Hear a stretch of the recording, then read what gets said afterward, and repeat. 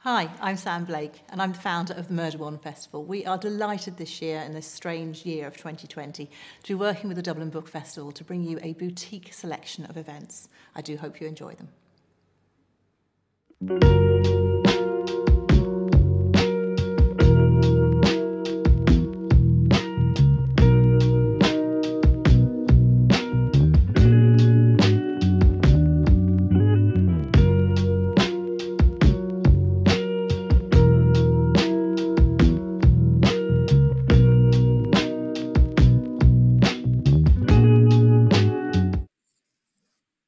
Hi, everybody, and welcome to Killing for a Living. This event is part of Murder One, which this year is part of Dublin Book Festival. I'm Catherine Ryan Howard, and tonight I'm going to be interrogating some of Ireland's best known crime writers. So first of all, let me introduce them, and I insist that you wave when I'm talking about you, okay?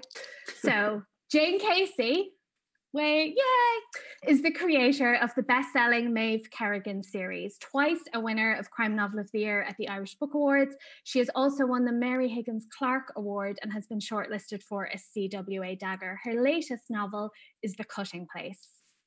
Brian McGilloway is the New York Times bestselling author of the critically acclaimed D.S. Lucy Black and Inspector Devlin series of novels. He's been shortlisted for Irish Crime Novel of the Year, the CWA New Blood Dagger, and the Theakston's Old Peculiar Crime Novel of the Year. His latest work is The Last Crossing. Andrea Carter practiced as both you're very all good at the waving, I have to say. Andrea Carter practiced as both a solicitor and a barrister before turning her hand to crime fiction. She is the creator of the Inishowen Mysteries, starring solicitor Ben O'Keefe, which will shortly be seen on screen in a TV adaptation. The latest installment is The Body Falls. And she needs no introduction, but finally, Liz Nugent. She's the author of the #1 bestsellers, Unraveling Oliver, Lying in Wait, Skin Deep, and her latest, Our Little Cruelties. She's won multiple Irish Book Awards and just in the last week got a stellar review from none other than the New York Times. So now that we all feel like underachievers, we'll get going. Welcome all. I love Zoom events because you can totally have a nose in everyone's house. I'm going to start by asking each of you to tell us a little bit about your latest book, and the emphasis is on little because there's 4 of you and I've loads of questions I want to ask and we only have an hour. So Liz, I'm going to start with you. Tell us about Our Little Cruelties. It's the story of 3 brothers who grew up in the same house, the same family, have the same education, but their experiences of growing up are very different, and how they are treated by their mother primarily is very different. So they turn out to be very different men in the end. It opens with a funeral. One of the brothers is in the coffin. One of the brothers put him there, but you don't know which brother is dead and you don't know which brother is the murderer until the very end of the book. Is that okay? I should have asked you to go last because now I feel like that's put pressure on the other 3. Andrea, to you. Thank you for that. I get to follow Liz. My latest book is The Body Falls, which is the 5th in the Inishowen Mysteries, featuring Ben O'Keefe, who is an amateur sleuth and a lawyer. And this book features a charity cycle, a town cut off by floods, a body which falls on the vet's jeep, hence the title, and a snake. So if any of those things tickle your fancy, this is a book for you. If you weren't going to mention the snake, I was, because I just think immediately you're like, I have to find out why there's a snake in Inishowen. Brian, we'll come to you next. Okay. My latest one is The Last Crossing. 3 friends who have murdered somebody 30 years earlier return to the woods where they buried them to see if they can remember where they hid the body. It's almost like you lot do this for a living. You're so good. Jane, finally. I'm going to ruin everything by stumbling my way through this one very unprofessionally. Like I haven't been talking about it all year. My latest book is The Cutting Place. It is the 9th in the Maeve Kerrigan series, but don't let that put you off. You can start with that one. It's about a journalist who goes missing and turns up in the River Thames in many, many pieces. And she was investigating a gentleman's club, which does not have very many gentlemen in it at the time that she went missing. So Maeve Kerrigan, my main character, is investigating what was actually going on in the club and what were they getting away with. And we should mention for long-time fans that Josh is there too, just in case they're... Josh is definitely in it as well. He's, I think, at his best or worst, depending on how you think of him. Yeah. I like the ending. That's all I'll say. You know I liked your last couple of sentences related to Josh. Anyway, we won't give anything away.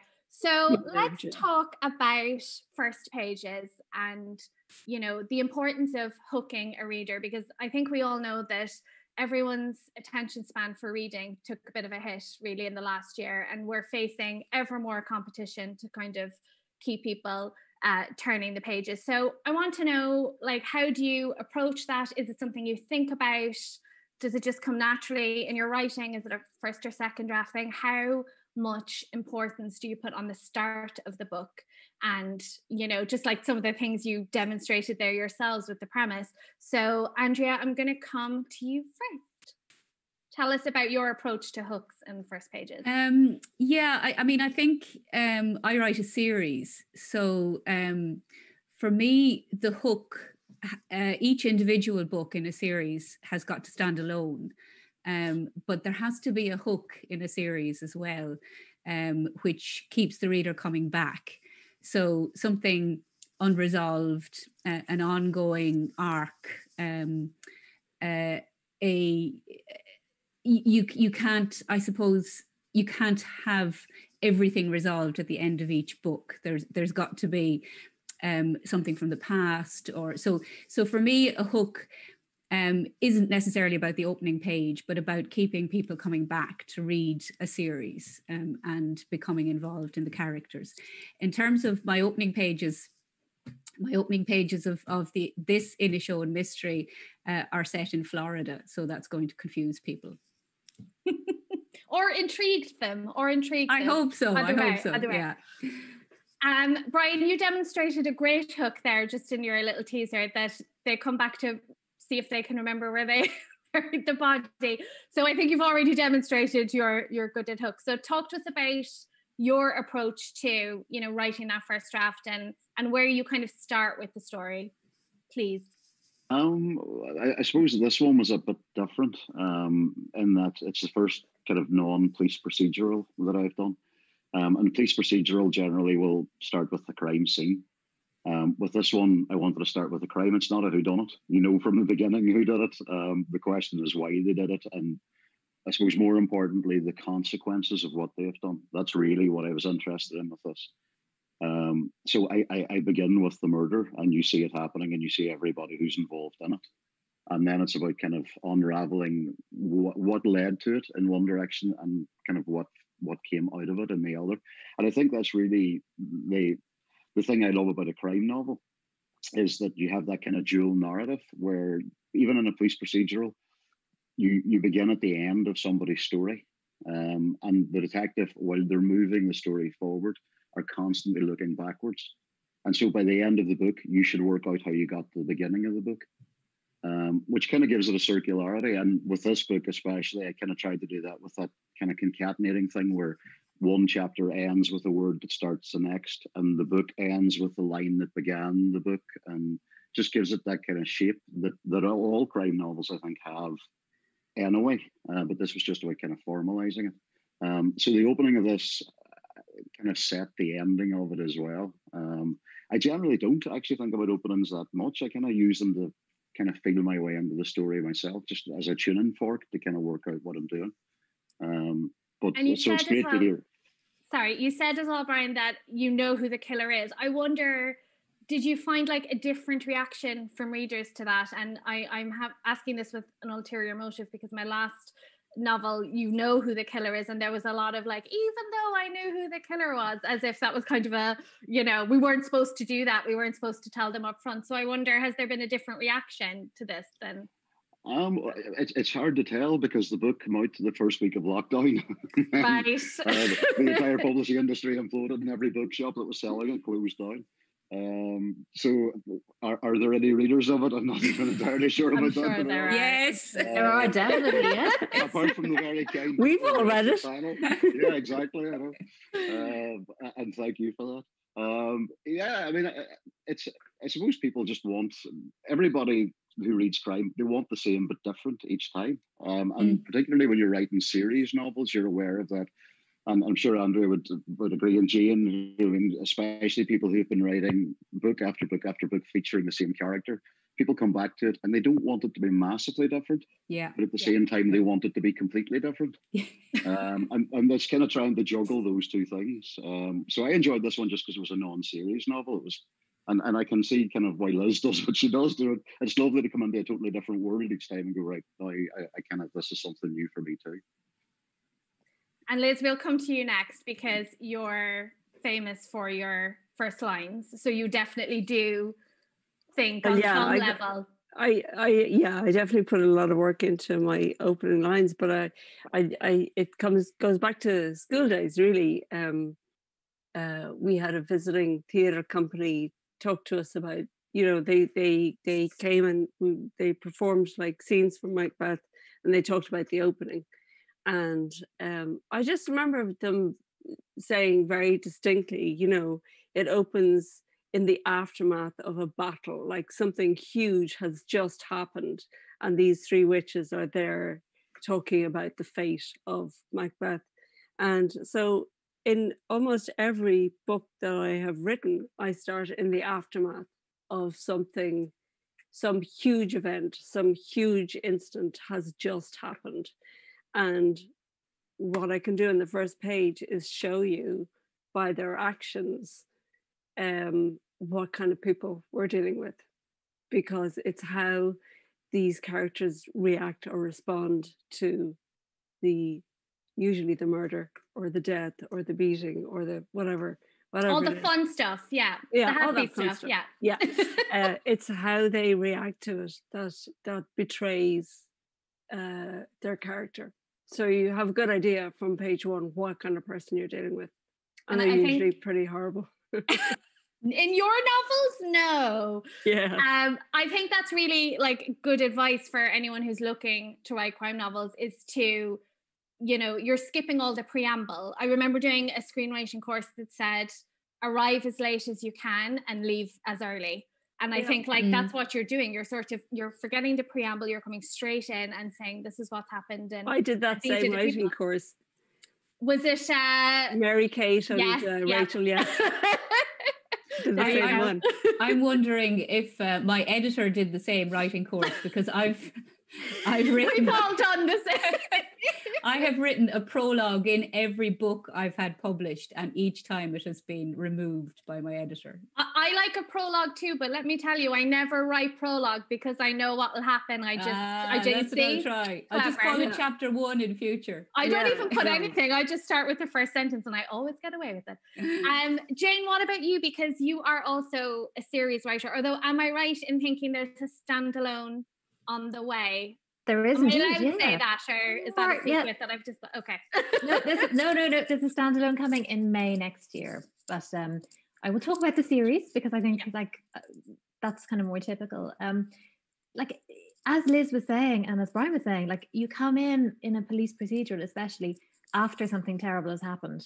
There's usually a body at the very beginning.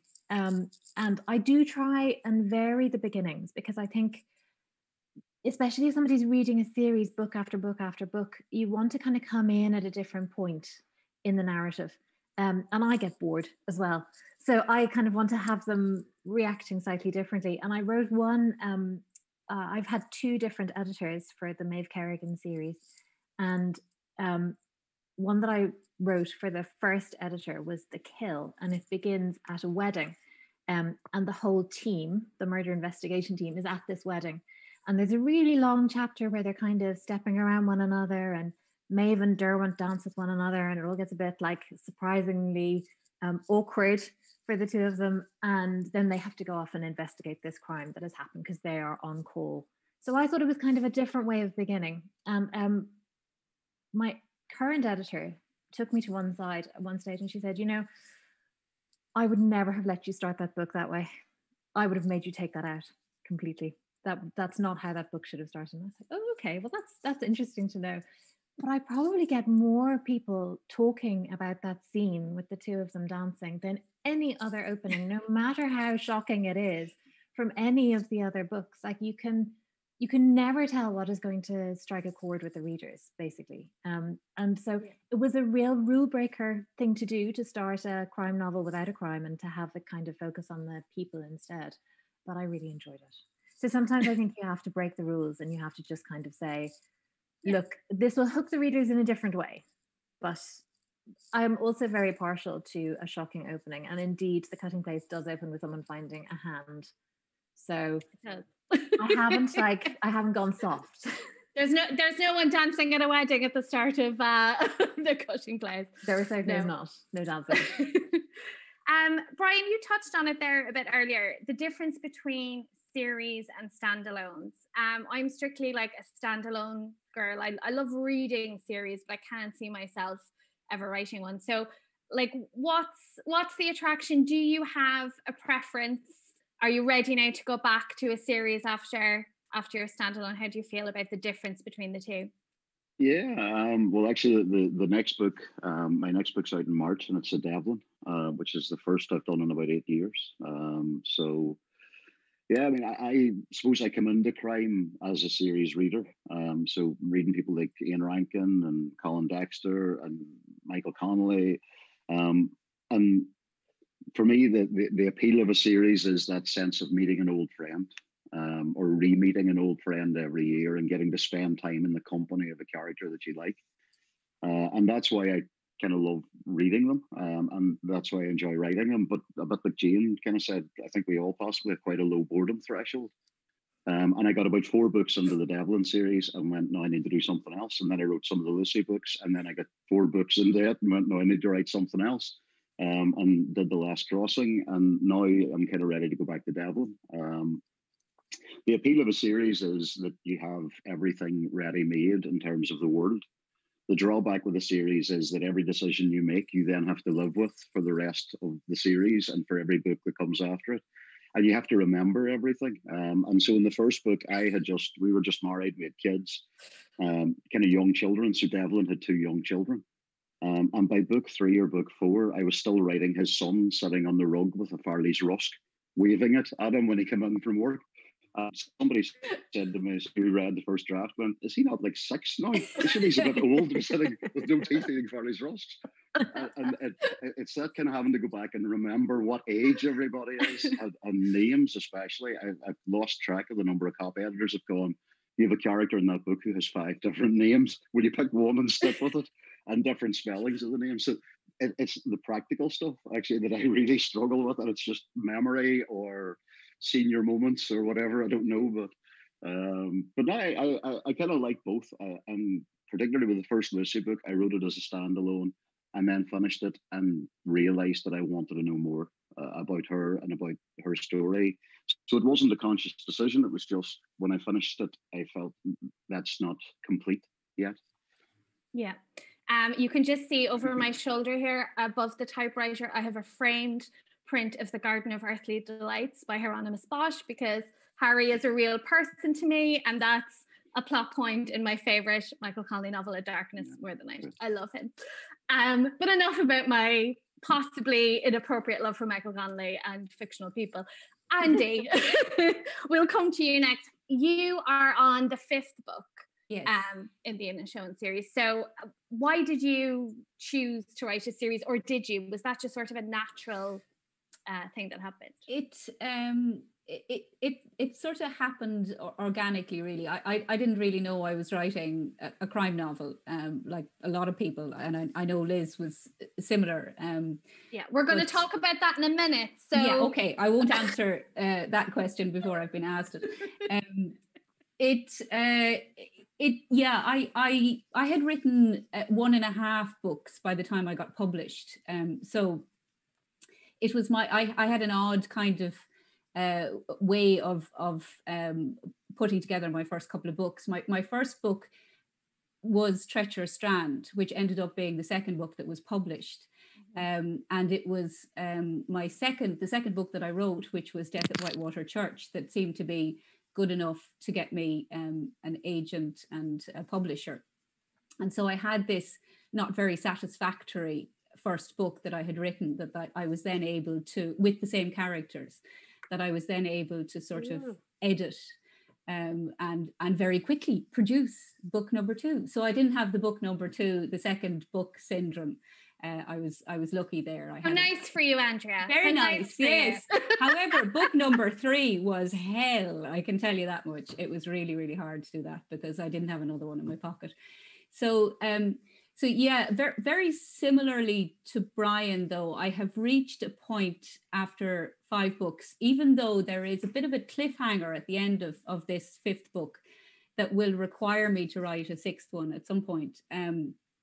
I've reached a point where I'm taking a break. I'm writing something completely different. And I think I need to do that because if I write a 6th one, I think my quality will go down, and I will write the same book again.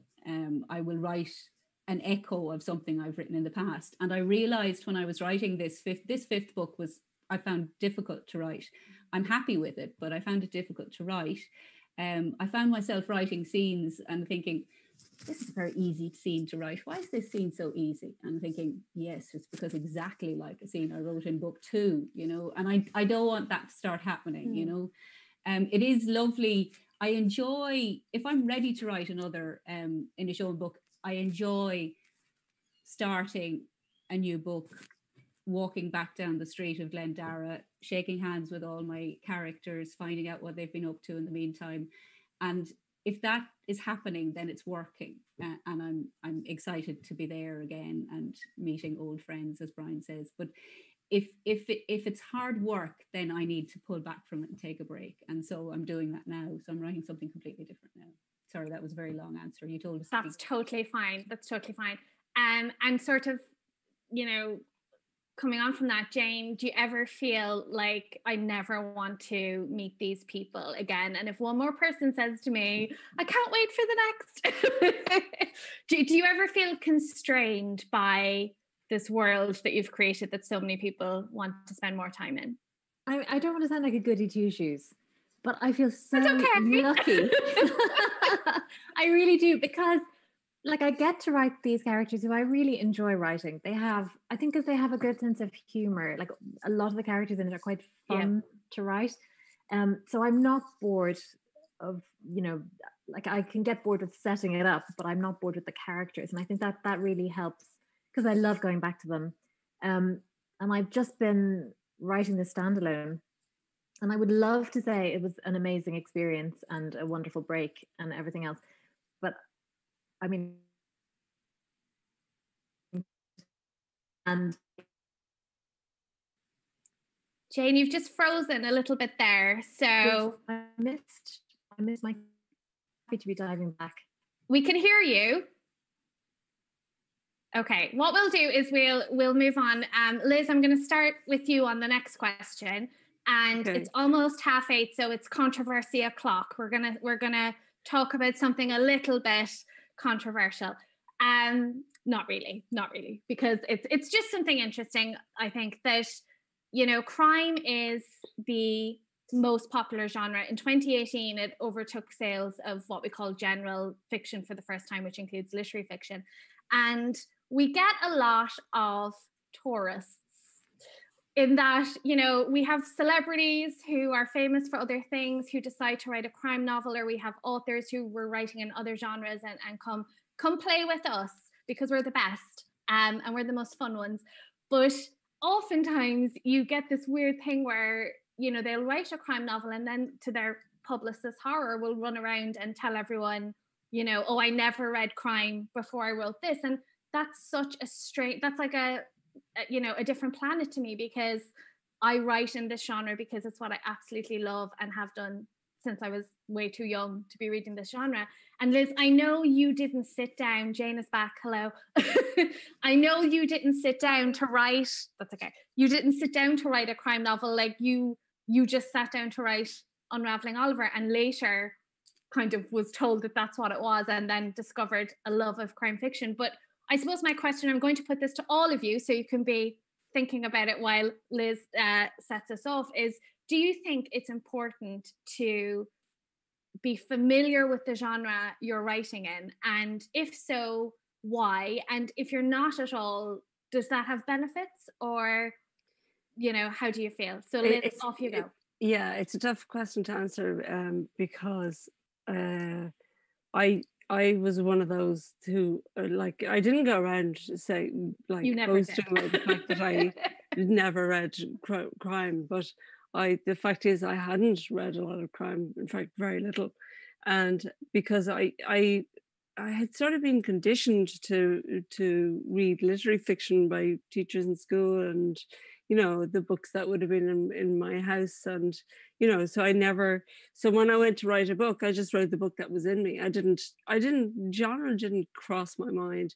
And in fact, when it was published first, they didn't market it as crime either. It was only when it was nominated in that category in 2014 that's the first time I realized it was crime. And I thought, oh my God, I better read the other nominees in the category, which included Jane at the time. And I was like, oh my God, these books are brilliant. These books are the writing in these is just as good as the writing in the other books that I have been reading. And I was really surprised because I had thought, I had dipped my toe into one or two, I'm not going to name them, American crime writers, and really hated the writing and really did not write it, but read it because there were such huge deals and such big deals at the time. But I thought the writing was terrible. But reading the books of my co-nominees, I realized, oh my God, there's a whole world of literature here, of really good writing that I have been ignoring. So ever since then, I've been trying to catch up. I'm literally trying to catch up and go back and read Ruth Rendell, Barbara Vine, Patricia Highsmith. I need to go back and read all of those people because I'm just reading all of the ones that are coming out now, never mind the dead ones. So but Liz, do you think if you had read those, that Oliver would have been different? Like, were you at an advantage in a way? Because just the other day I saw some advice on Instagram, and it was one of those, just the text, and it said, read widely in the genre you're writing in so you know what's expected of you, which I thought was a really weird, almost kind of clinical thing. It just didn't sit right with me. So I wonder, do you feel like the book would have been different? I don't really, to be honest. I don't think it would have been that different. And I would always advise people to read widely so that if you intend to write, how do you know what your preferred genre is if you've only read one? Do you know what I mean? Yeah. So it was note to self. And then when I found myself in the crime writing fraternity, sorority, I was extremely happy there because everybody in the crime writing circles was just cooler than everybody else. and we're great crack as well, so it's definitely the right one to be in. We are definitely more fun and we are more commercial. It's commercially we're more successful than literary fiction writers. I feel like you're starting a fight that's wouldn't we're dream better of it. than that. So no, I'm very happy. I'm extremely happy to be part of the crime world. And Brian, what about you? Was it a conscious decision? I want to write a crime novel. And if so, how important was your love of the genre, which you mentioned you came to it through a fan of series? How important was that? Did it play a role in what you decided to write, or did you form your own path? No, I think I suppose a couple of different aspects to the questions. I don't know if I necessarily set out to write a crime novel, and even with The Last Crossing, when I was writing it, I didn't see it as a crime novel. With each of the books, you just want to write a book about interesting characters who have a story that you want to tell. And to my mind, crime or literary or anything else is simply a label in a bookshop. It's simply a way for someone to go, yeah, that goes on that shelf, but this one doesn't. This one goes over here. And I think the best writers will quite often merge all of them. I mean, Liz has already talked about Macbeth. I truly feel that crime writing today is our iteration of tragedy. It's exactly the same form. It's doing the same thing. It's evoking the same kind of cathartic response. In terms of certain writers who come out and boast about not knowing anything about the genre, I'm not entirely convinced I believe them. I think we've all seen authors who come out and say controversial things to get attention. And we've all seen authors who you could set your calendar by the controversial thing they'll say 4 weeks before their new book comes out. So it gets lots of traction and lots of stuff on Twitter. You see the article and you're like, oh, right, it's that time of the year. Yeah, they absolutely. Have the book coming out, and so like we've all heard these things. And in a way you kind of accept that, because writing, there are two different aspects to it. There's the physical sitting in your room and creating the book, and then there's the selling the book. And there's some people who create this lovely persona that they want to put out there to say controversial things. It doesn't really interest me. And the debate over literary or crime has never really interested me that much, simply because I think a book's a book. And if it's a good book, I'll read it. And if it's a bad book, I won't. And I've read terrible crime novels and fantastic crime novels. And I've read terrible literary fiction and fantastic literary fiction. And a good book's a good book. But as for people kind of coming out, and as for tourists, I mean, everybody kind of drifts in the other territory. I don't have an issue with that. I think it's unfortunate sometimes that because of the other stuff they've done, they soak up an awful lot of the attention that writers who are maybe starting out and who would benefit from that review space or that publicity or that advance in some instances, that maybe publishing could be a bit fairer in its treatment, particularly of new writers coming in who need that wee bit of support. I mean, like I have been very lucky in that I'm on 11 books now and I'm still being published. I don't know if I was being published now for the first time, if they'd let me get to 11 books, you know what I mean, in that way. I mean, when I started, it was the whole thing about, oh, look at Ian Rankin, it took him 8 books. I think Ian himself would say now, in the modern day, he wouldn't have been allowed to get the 8 books before they started taking off and selling. So I think there's other issues there that I would have with that idea of tourists. I have no problem with anybody writing crime who wants to. I don't believe people who come out and say they haven't read it and have suddenly written this wonderful book. And if they have, they haven't written that book. Well, we won't go any further down that road if people not writing their books. Yeah, I mean, Jane, you were in publishing, weren't you, before? Yeah, so maybe you have a different perspective. But when I'm feeling very generous, I know that the sales of these celebrity books actually, maybe I'm being like Pollyanna about it, but you know, they help publishers then take a risk on a debut with no track record. And you know, I'm with Brian in that, like, I just want to write a book and that, you know, I think is good. And I believe readers are just looking for good books, but you don't get to do that in the publishing world. Like, everything has to fit into a box. If you want to play, you have to know where you go. So how do you feel about the idea of genre and let's say celebrity books, without naming any names? I'm a generally very nice and trusting person, and I never I'm just shocked at the cynicism here, frankly. Like, imagine people would deliberately cause a controversy. Jane, can I point out what you now know I'm going to point out, is that the idea for this whole conversation topic came from your tweet a few months ago. So you started this. I know, I totally did. I think it's interesting. I think what annoys me, and I hate to sound so negative about it, but what annoys me is when people who read a book by a celebrity are not your regular kind of crime readers. And so they can be bowled over by something that has been done 150 times and 150 times better. And that can be very frustrating if you're somebody who has really kind of worked and studied and tried to do something different, and to see something very formulaic get that kind of, oh wow, reaction. Hard. It's Jane, you're freezing a bit there again. Have I frozen again? I think you're frozen. Well, no, you're back. You're back. Okay, keep going. So I just I'm very welcoming to anybody who wants to write crime.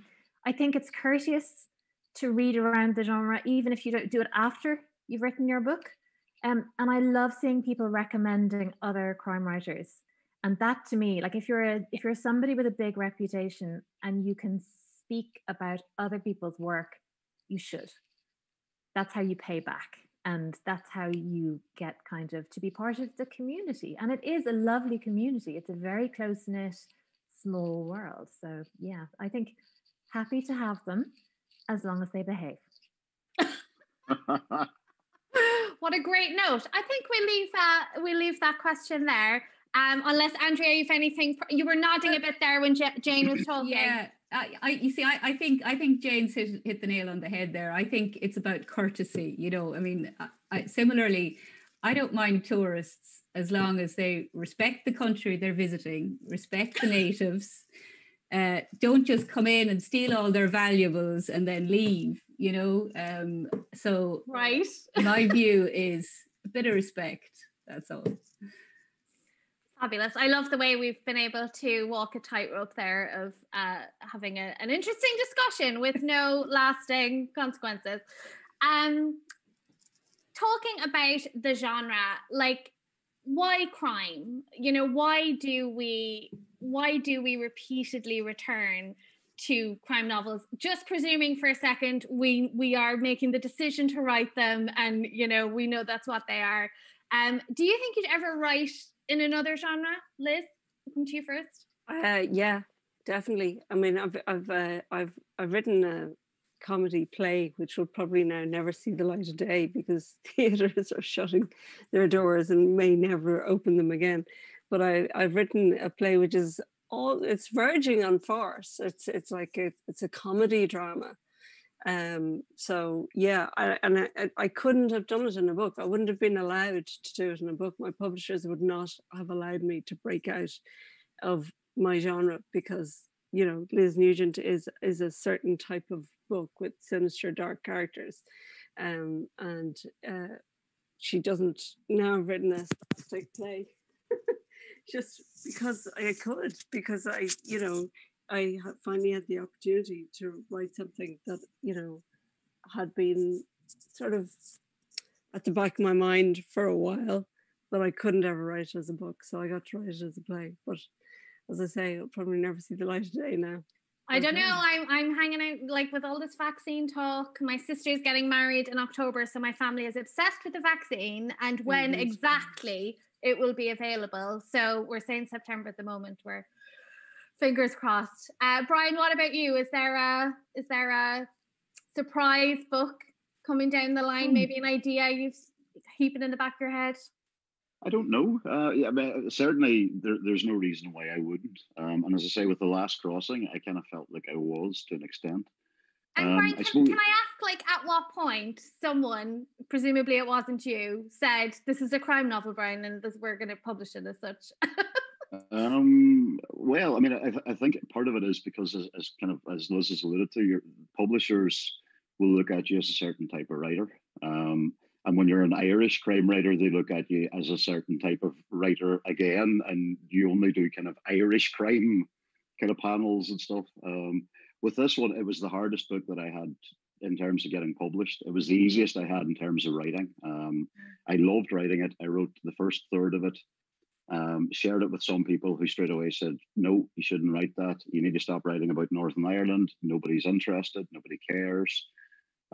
Shared it with a couple of people then who were very enthusiastic, including Dave Torrance that runs No Alibis in Belfast, God bless him, who read it and went, no, you have to finish this. No matter what anyone else says, you must write this. And then was lucky enough, I was chatting to Jane and Sinead and Harrogate and talked to them, and people like Steve Kavanagh and Adrian McKenzie and so on, who even in the writing part of it were going, that sounds great, you should keep going. I couldn't get a publisher for it because of the Northern Ireland setting. It didn't matter that there was a kind of a crime element. A lot of publishers read it and went, love it, but it's Northern Ireland and nobody cares. Or not nobody cares. It's not maybe Perhaps that was a subtext I heard. Perhaps what they actually said was, selling Northern Ireland's tricky. But the thing is, I mean, that's what I want to write about. Those are the stories that I want to tell. And for me, I mean, you started off with white crime. We're at a point in Northern Ireland where we're trying to move forward, but we still feel we need to look back to work out how we got to where we got to.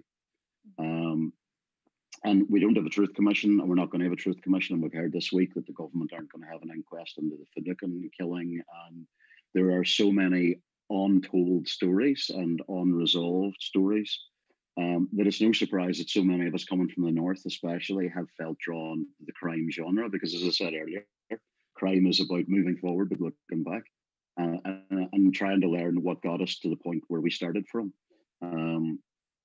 So I suppose for me, writing about Northern Ireland, crime was the obvious form and the obvious vehicle. So at the minute, I still love writing crime, and I still love reading crime. So I have no immediate plans for writing non-crime stuff. But with every book I write, I kind of think, is this a crime novel? I'm not entirely sure if it is or not, but if that's how it's marketed, that's okay. I'm quite happy with that. I mean, if it starts with people trying to remember where they buried a body, I think. Yeah, but I mean, arguably anything, like The Great Gatsby is a crime novel. Yeah. I mean, yeah. if we look at it in those terms, every book that contains a killing or a murder or bootlegging or anything else can become a crime novel. Yeah, so it's like you could name like a lot of the Engelby by Sebastian Fuchs is a crime novel. The Book of Evidence by John Banville is a crime novel. The Secret History is a crime novel. Rebecca is a crime novel. Yeah. I mean, Atonement by Ian McEwan could be a psychological crime novel. Which is why it's so hard to believe, as Brian said, when people say, you know, I don't read them, because they're kind of hard to avoid if we go by, you know, that definition. Especially when arguably the person saying it has written a crime novel before. That's also a clue. Yeah, we'll stay on the tightrope. Andrea, you said that you think, you know, you're going to move away from the Inishowen and that you're not going to write a sixth one. So can you tell us anything about what you are writing? Is it very different? I don't want to. I actually know what it is, but I don't want to say. So I'm going to let you share what you want to share. Okay. But in terms of crime and series, you know, as Brian said, is it the same but different? Well, firstly, I probably will write a number 6 in the Inishowen Mysteries, just not immediately. I'm writing something different first. And I am writing a book set in Dublin. And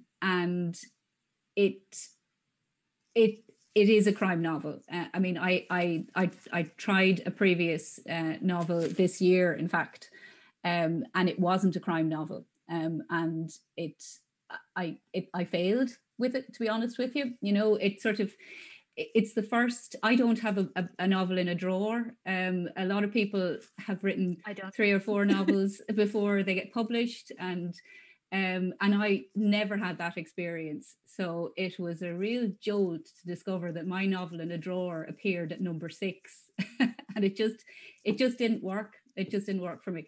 And so I have been working on something different for the last couple of months since that novel went into the drawer. And I think it is the beginning of a new series set in Dublin. But I won't say anything about it. It's harsher. I will just say I know more, and I'm so excited to read it. It's such a good idea, but I won't say anything. Thank you. Jane, I don't want to sound like I'm stalking you on Twitter, because we keep coming back to things that Jane Casey has tweeted. But I did see something about a Regency novel. Do you want to? Like, my dream is to write a really kind of inane Regency romance that's just has pretty dresses and dashing men, and I don't know why it's my dream. Like, it's such a weird thing. It sounds kind of fun. So it does. It just sounds fun. But I have it's interesting. Like, Andrea, I think that kind of. I think we're always trying with our books to go a little bit further, and I started writing during lockdown. I thought this is the time to work on my side project that I really love the idea of, and there's a historical event that I really want to write about. And I don't want to say too much about it. It genuinely happened. I think it's a brilliant story, and I really want to write it, but I'm not good enough. So that's what I'm sort of struggling with at the moment. Like, I started writing it and it just sounded like a saga, because I can't really do historical fiction. So I've kind of put it back in the drawer for now. Okay, but maybe one day. And Jane, I'm going to stay with you because the next thing you mentioned, the L word there, lockdown. You've frozen again though. Do you want to see if we can hear you? Internet connection again. We can hear you though. Missed that. Oh, you're Try back. Again. Okay, I'm back. I'm sorry. That's all right. You mentioned the L word. I said lockdown, which is what we were going to talk about next. Now, we had a sort of pre-meeting for this event, and I warned you all that my next novel is set in lockdown, so be careful what you say. But my question is, what did 2020 do to your writing? Like, did it change what you were working on? Did it give you more time? You said you thought you would, explore your kind of fun passion project, and also the $1 million question: how are you going to address it, if at all, in your work? So Jane, we'll stick with you since you brought it up. Okay. I found it really hard. I think I was trying to run away from lockdown by diving into my kind of passion project, and I thought it would be a really good distraction, but it actually wasn't. I sort of feel inspired by it for the next Maeve book, but in a very kind of indirect way. And it won't be set in lockdown. And I think I'm probably just going to skip over it. Mm-hmm. I've already, like Brian was saying about timelines, I've already totally destroyed my timeline for the Maeve Kerrigan series. I think they've had the same year about 5 times at this point. They're just very busy. They're just I had a reader go back through it and tell me, you lost 4 years at some point, and I was like, I don't know where they went. I'm sorry. Just go with it. Go with it. So that's gone. So I think I can get away with skipping lockdown. Yeah. I think that is my instinct at the moment. But it did kind of inspire the next Maeve Kerrigan book in a way, which I think will become clear when people read it. Yeah. When I write it. When you write it, which you will. And Brian, you're an English teacher, so this is just a guess, but I think you probably didn't have too much time for looking for distractions during lockdown. How was it for you? It was. I got caught up in reading, actually. I kind of had a load of reading that I hadn't had a chance to do, and obviously we were teaching online, and I was still kind of getting out of school, even though the kids weren't in. In terms of the books, it does actually feature the New Devlin takes place in the week leading up to lockdown. I wasn't sure. I love this because I was worried that like I was the canary in the coal mine and everyone would be like, what is she doing? So this is music to my ears that other people have mentioned it. I suppose it just... I don't even know why. Like, I didn't set out to do it. I just, as the story was unfolding, part of the storyline involves Devlin's father, and he gets taken into hospital, and it was that idea about kind of not being able to visit somebody, or the difficulties there. So it's there, and it's in the background. It's not a major plot point, and it's not a major plot idea. And the book. The main part of the book ends before the lockdown begins, and then the final chapter kind of takes place during it. But yeah, I mean, it's something that's there. And if you're setting a book in this year, it seemed to me unrealistic to not at least acknowledge that it had happened. I don't know if I will set the next one in the middle of lockdown. I think I'm kind of happy enough that I've touched on it. So, but it just seemed natural to write about it in the same way that if any other major world event had happened around the time that it would be kind of the elephant in the room if you didn't mention. That was exactly my feeling. Like, I felt like if we, because I have a book every year, so I write a book in each year, and I felt like if I didn't mention it, and of course it ended up being a lot more than a mention, but I was like, it's people like not using mobile phones, or not, it's just not realistic. Yeah, absolutely. I'm actually in awe of Jane. I mean, I think Jane is actually quietly hiding her genius. she's created the 4 lost years of her character, that when she finishes her series, she can go back and do an endeavour and go, and now to the lost years. And go back, you go, oh, 4 years to play with it. That is inspired. Actually, Yeah, you got me, Brian. I totally meant to do it. You totally did it on purpose, Jenny. It was this master plan all along. Galaxy brain.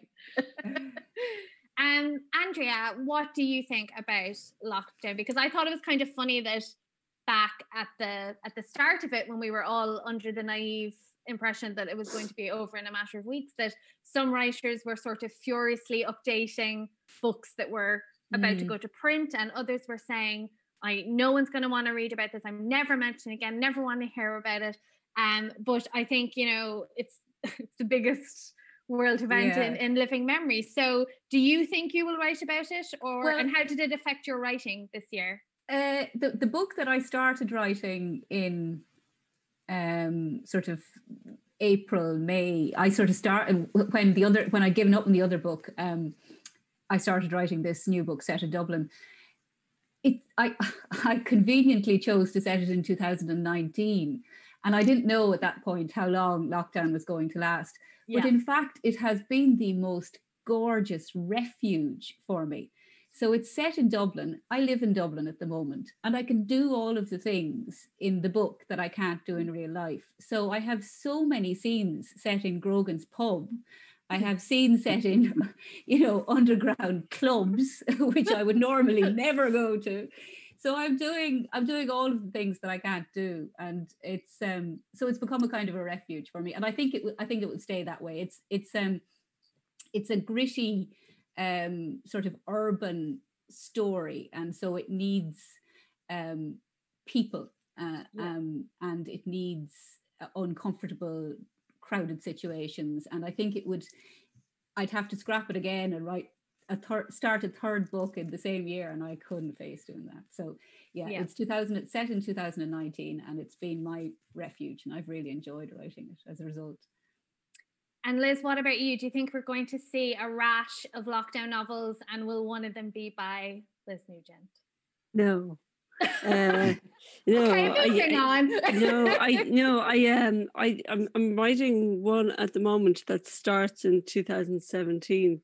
Now I'm conscious that I need to like a lot of my books span entire lifetimes, and I want to wrap this up within a couple of years, because I think they're more likely to make a film out of a book where you don't have to change actor. Is that something you think about, Liz, when you're writing? It is now. It is now. Yeah. I do consciously think of that because it's been a stumbling block with other books where, somebody's really keen about, making a screenplay, and a production company really want to get behind it. But then their marketing people come along and say, well, but we're going to need 2 actors for that character. We're going to need 3 actors for that character because, I've taken them from age 5 to 55 or whatever. So as far as lockdown goes, it might suit this book to end at the beginning of lockdown, so that 2 people are locked in a situation that they're forced to be in a situation with each other, which that's very ominous. might suit the sort of dark ending of the novel. Another Liz Nugent happy ending. No, exactly. Yeah. And that's how I felt. I just think it's such, it's such a good setup for so many things that we love writing about. All those happy events. Yeah. I used it in the play, which I wrote in kind of April, May, and thinking it was going to be over because the play was scheduled to be on in September 2021. I used it in the play, and that one of the characters had an affair, but told his wife that he had to self-isolate, but he was having an affair with this very young girl, and but it just like there's so much opportunity for Yeah. story with lockdown and hiding and secrets and people who could be murdered under the guise of having COVID. You know, I mean, there's plenty of opportunity for. I'm not suggesting that anybody goes and murders somebody under the guise of COVID. None of us are suggesting anything this evening. No. None of us I are just think suggesting. it's an idea that might be used by a crime writer at some stage for Yeah. Yeah, I think it's ripe for the picking. Yeah. Some of the problem pages in the Sunday newspapers are fairly ripe at the moment in terms of lockdown. Oh, really? Yeah. Have a look.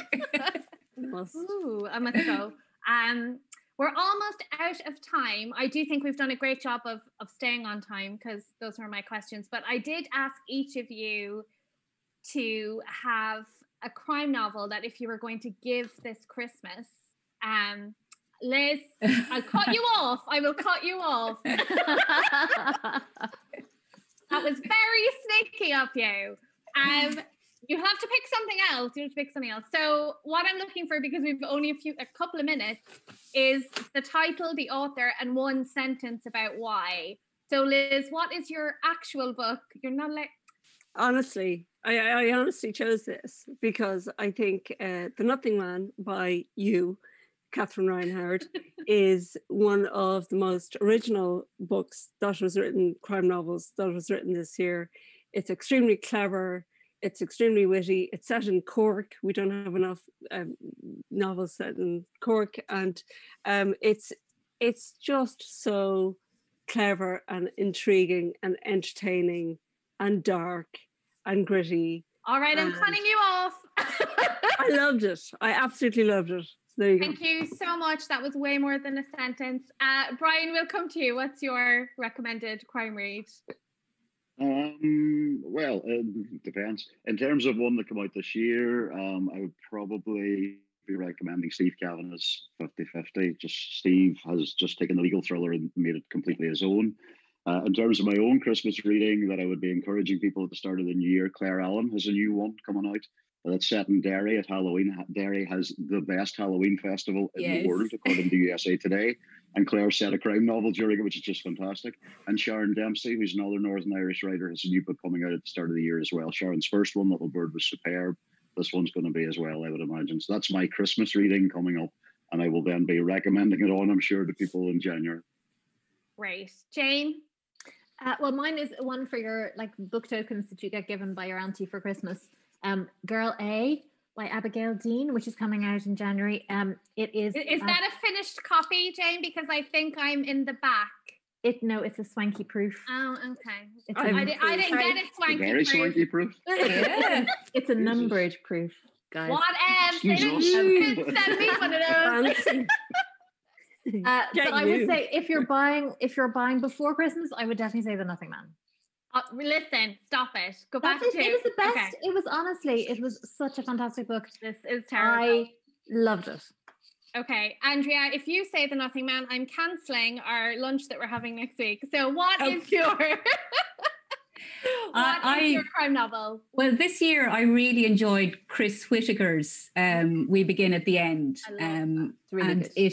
It is a beautifully written mystery, and I think he has created an incredibly memorable character in 13-year-old Duchess Ray Radley, and she's fierce. Yeah, I absolutely love that novel. Jane was nodding away there as well. Really, really good novel. Lads, that's it. The hour has flown by. I hope it feels for you guys. Thanks everyone for watching. I hope someday soon we get to do this in person. I am going to go watch Celebrity Cyclone, and if you don't know what that is, you're a better person than me. I want to thank Liz Nugent, Brian McGilloway, Jane Casey, Andrea Carter, and Murder One Fest. Thank you and have a great night. We're right on 9 o'clock. I'm so proud of myself. Bye. Thank you. Thanks for having us. Well done. Bye.